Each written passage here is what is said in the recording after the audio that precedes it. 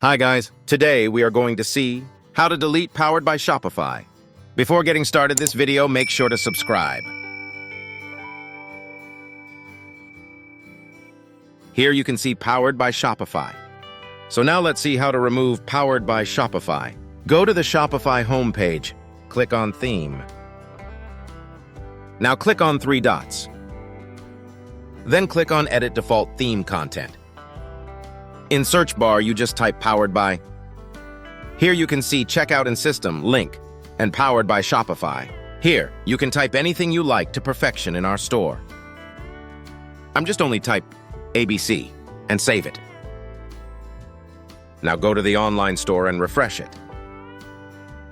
Here you can see Powered by Shopify remove and only show ABC. Don't forget to like, share, and subscribe for more content like this. Thanks for watching, and I'll see you in the next one.